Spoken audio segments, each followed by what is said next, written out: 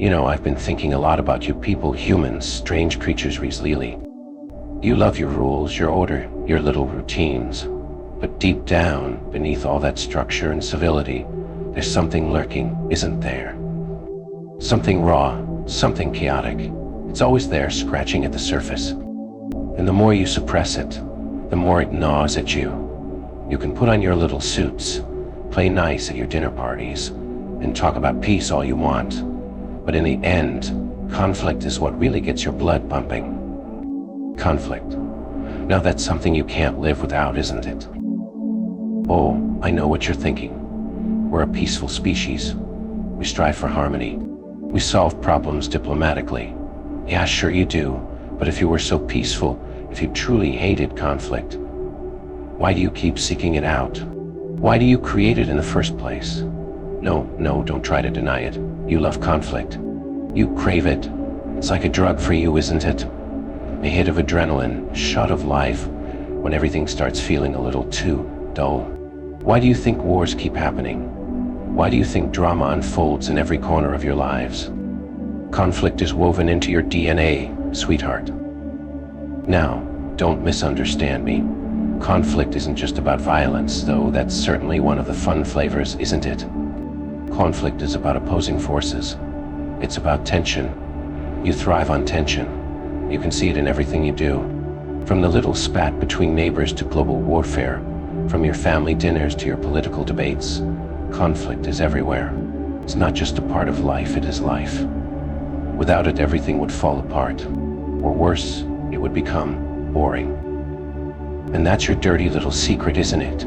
You're terrified of boredom. The quiet moments, the stillness, that's what really scares you. When there's no noise, no friction, no drama to keep you distracted, you're forced to face the uncomfortable truth. Life without conflict is meaningless. Conflict gives you purpose. It gives you something to fight against, something to overcome, something to feel. And boy, do you love to feel. Oh, you dress it up, sure. You call it striving for justice or protecting the greater good, but underneath it all, it's just your primal need for friction and for opposition, for that sweet, sweet rush of chaos.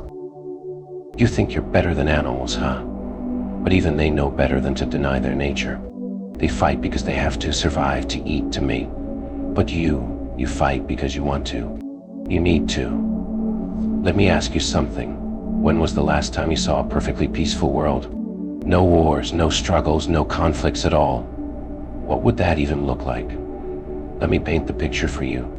It'd be a place of unbearable silence. No clashing ideas, no competing goals, no drama. Just stillness, quiet, peaceful, and utterly, utterly dead.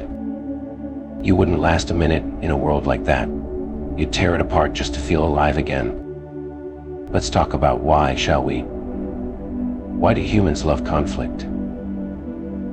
Oh, I can give you a few reasons, but it's never just one thing, is it? You're complex little creatures, after all. Your minds are mazes of contradictions and impulses. So let's take a walk through the dark corridors of that beautiful mess you call a brain. First, there's your need for identity. Who are you if not defined by your conflicts?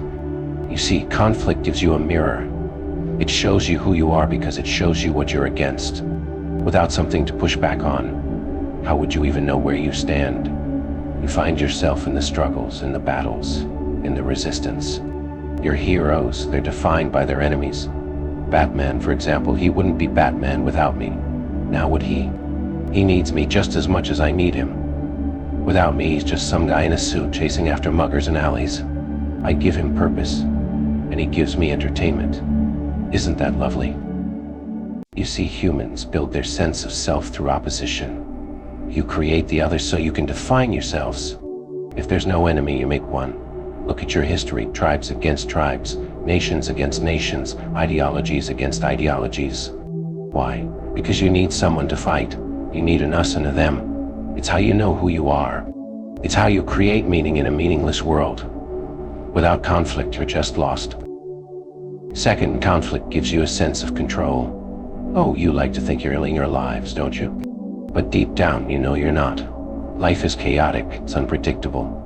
You're all just flotsam bobbing along on the ocean of fate with no real idea of where you're going. But when you're in a conflict, you feel like you're steering the ship, don't you? You feel powerful. You feel like your choices matter. Whether you're arguing with your spouse or waging war against another country, conflict gives you the illusion of control in a world that's spinning out of it.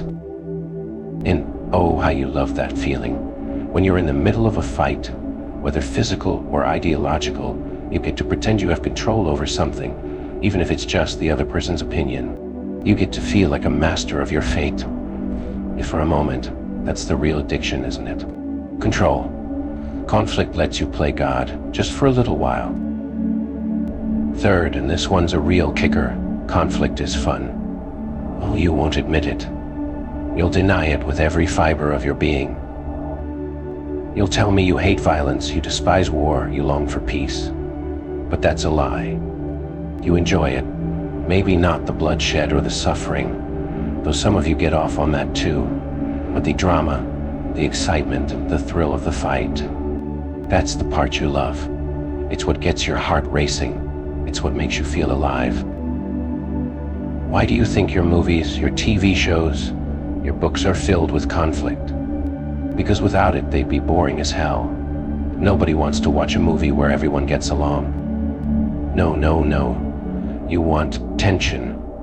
You want stakes. You want to see the hero struggle, to see the heroes, to see the clash between good and evil. You love the thrill of the battle, the unpredictability of it. It's exciting. And excitement is the antidote to the dullness of everyday life, isn't it? Think about your sports, your games. They're just controlled forms of conflict, aren't they? They give you a taste of that chaos, that friction, without too many real consequences. You get to play at war, play at competition without the blood. And boy, do you get invested in it. You scream, you cheer, you rage, all because you're tapping into that primal part of yourself that needs conflict. And let's not forget the best part. Conflict gives you a villain. Oh, how you love your villains. You need someone to blame, don't you? Someone to point at and say they're the problem. It's much easier than looking in the mirror. Villains make things simple. They make the world black and white, good versus evil, right versus wrong. Conflict lets you create a narrative where you're the hero and someone else is the monster. And you love playing the hero, don't you? But here's the thing, you're not always the hero, are you? Sometimes you're the villain. And that's where things get really interesting. Because deep down you know that too. That's why you love conflict so much. It's a chance to test yourself, to see what you're really capable of. You're drawn to the dark, to the chaos, because part of you knows you belong there. Oh, sure, you'll resist. You'll fight it. You'll tell yourself that you're better than that. But eventually, conflict will bring out the truth. It always does. In the heat of battle, in the middle of a fight, that's when your real self comes out. The masks fall off, the polite smiles disappear, and what's left, raw, unfiltered human nature. Conflict strips you down to your core, and what you find there is often a lot uglier than you care to admit.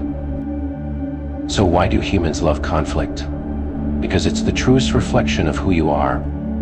It's not the peace, the order, the stability that shows your nature. No, no, no. It's the chaos.